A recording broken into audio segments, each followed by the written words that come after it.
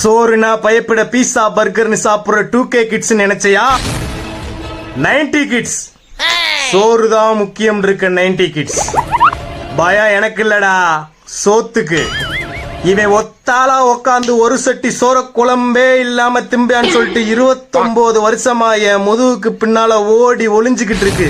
ஓரமா உக்காந்து சாப்பிடுற இந்த சோத்து மேல ஆன, உசுர கொடுத்து இந்த குழம்புல மிதக்கிற இந்த கோழி மேல ஆன, இதுல ஒத்த பருக்க மிஞ்சினாலும் ஒரு சொட்டு குழம்பு இந்த சட்டியில மிஞ்சினாலும் நாளைக்கே கல்யாணம் பண்ணிக்கிறேன்டா.